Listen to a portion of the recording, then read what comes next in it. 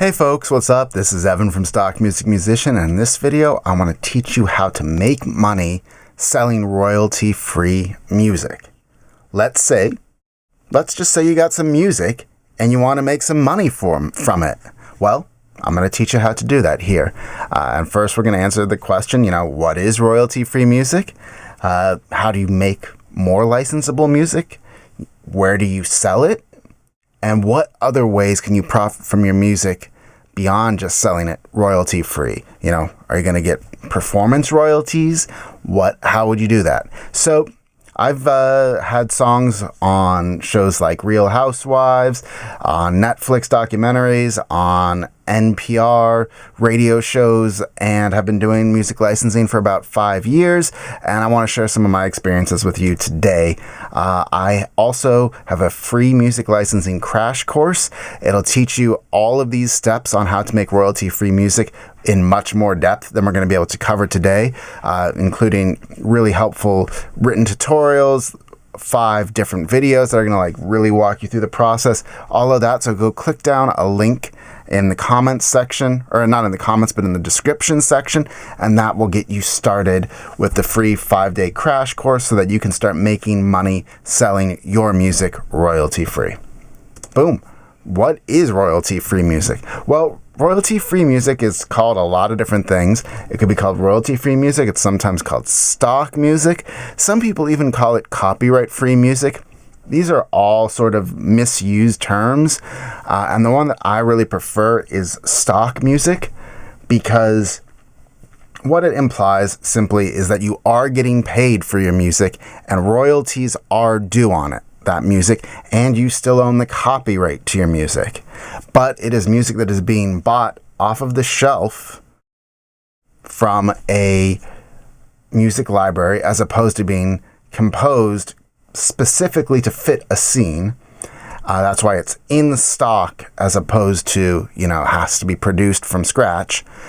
And then there are only certain royalties that the buyer or the licensor has to pay to use your music.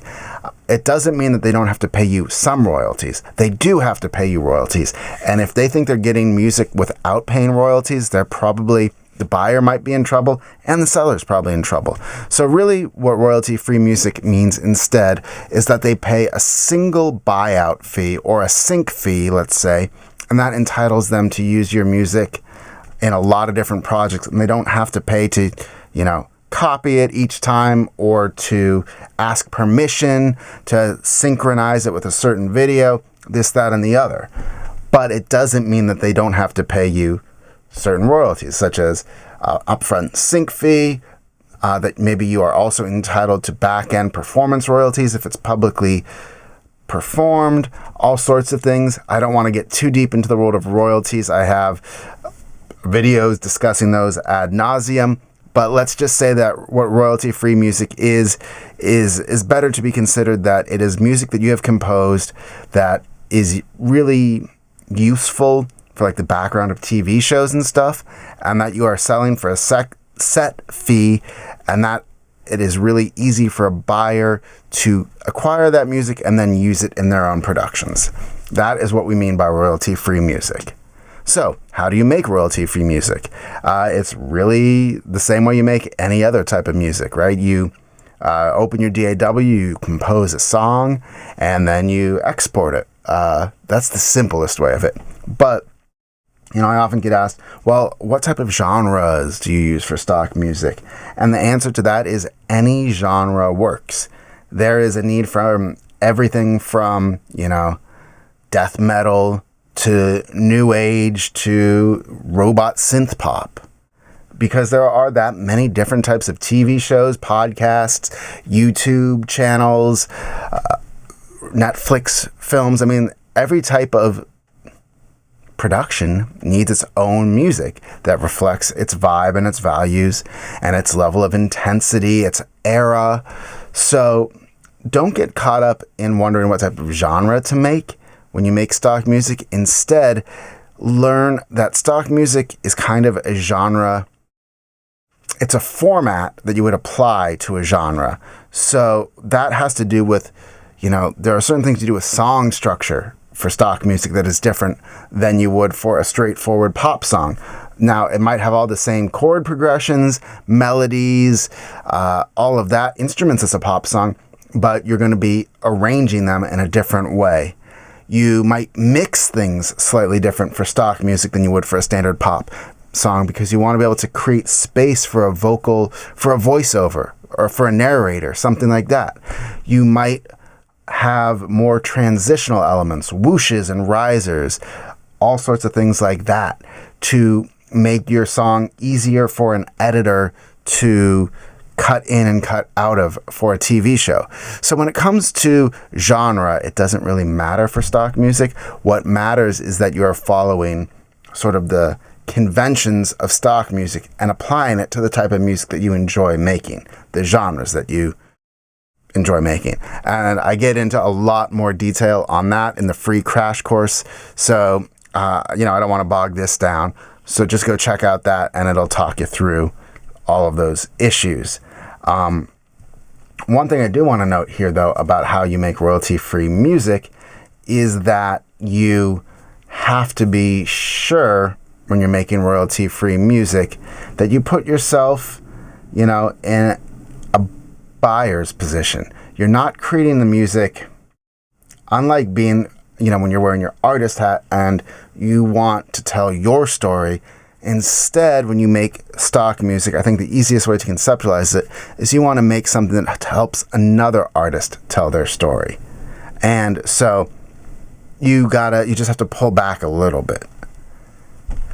A great example, I think it's not stock music per se, but the Flogging Molly song, the angry Irish punk accordion that you've heard on every single film that's ever taken place in Boston, essentially, right? That is a vibe, that is energy, it is all of that. And stock music should really strive to be that. It's not that you shouldn't be unique and specific, it's that you should lean into whatever it is that you're doing and use stock music structures and stock music tropes to make it more usable for film, for voiceover, that sort of thing. So a really important thing to understand about stock music is that you retain your copyright when you make your music, unless maybe you're working with an exclusive library that wants to buy that copyright out. Sometimes they do, and they should pay for that right to buy it out.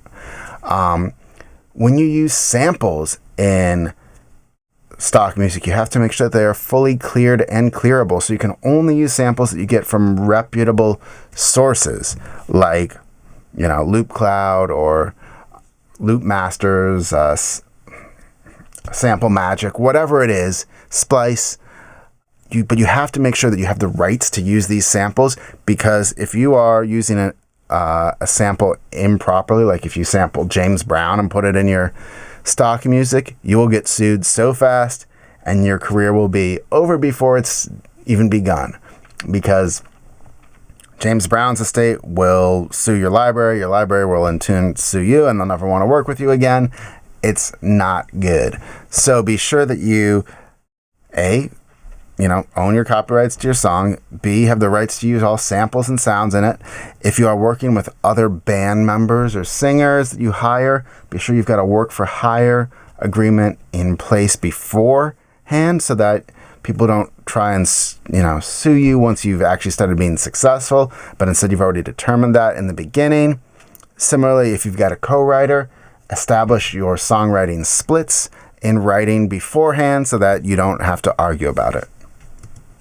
So how do you sell royalty-free music? Well, the easiest way to get started is just to use online music libraries like Pond5, AudioSpark, Audio Jungle, Artlist.io. There's a bunch out there. And to just improve your skills over time. Don't wait till your music is perfect. Just start selling as soon as possible. And the mere act of selling your music will not only provide you with money to invest in gear and in more courses on mixing, mastering, all of that. It will tell you, the market will tell you what it appreciates of your sound and what it doesn't. So if you're doing a good job, like let's say you make rock and hip hop songs and your rock songs never sell, but your hip hop songs do, that's telling you, hey, I've got some sort of sound that the market likes in the hip hop world, so I should do that more. Third, you just get more experience producing stock music, which is really helpful.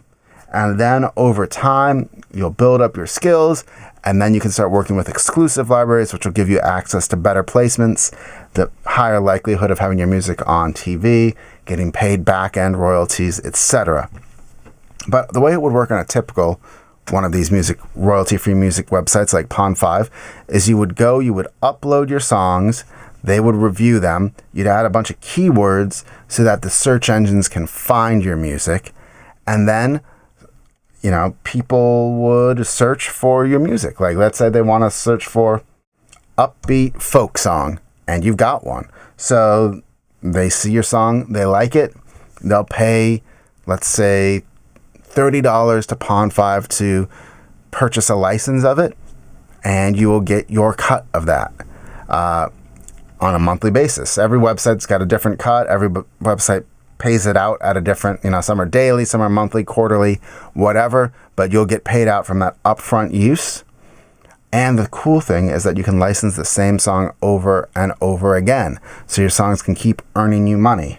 But to be realistic, you probably will not start to see consistent sales until you've got 15 or 20 songs uploaded, maybe more. It's a numbers game, so you have to be productive, you have to be skilled enough to finish your music, or disciplined enough to finish your music and upload it. So that's how you sell it, and that's how you get your first payment, when you sell your music via the library. But there are other ways to earn as well. Performance royalties, which we kind of touched on earlier. So if your song is like broadcast on TV, then the TV network itself is going to owe you money through your performing rights organization every quarter for your music performance. And these can add up to a lot of money. I made, this random song of mine was like played in Romania, and I got a check for $1,600 for it. There is, a huge upside for this, and every time your song is then streamed again in the future, or if it's, on reruns, you'll still get a check. So even though you only got that one payment up front from the purchase of your song, these performance royalties can just continue over time. The second way you can earn is through in-store performances or overhead licensing. So, when you go to a grocery store, you'll hear music, or when you go to the Gap, or wherever you go out and about, you hear music overhead. And there are now more and more platforms where you can get your music included in that overhead opportunities. And so the rates are very low for streaming, but if they're played enough times, it definitely adds up. And it's not like your music is doing anything anyways. Plus, it's a great way to get your music heard by tons of people. Finally, some of these sites offer, like these libraries have other services like Audio Sparks, where they try and get your music, like they'll put your music on a compilation album, like they could call it like Ibiza Club Nights or something, and then they'll promote that album, and it'll be like 10 different lounge tracks or something from different artists that they represent, and they are skilled at creating these like Spotify albums and promoting them so that they get streamed. And I've had songs streamed hundreds of thousands of times that way, and not made nearly as much money as you would think, but still hundreds of dollars. And I can legitimately say that my songs have been heard by hundreds of thousands or maybe millions of people at this point, thanks to in-store performances and streaming. So there you have it. This is how you can earn money through royalty-free music. If you want to go deeper, if you want to know more, like I said, I've got that crash course. Click the link down below and it'll teach you everything you need to know about getting started licensing your music, how to write music that is more licensable, which libraries to use, all that jazz. And I look forward to having you as a student. Take care. Bye.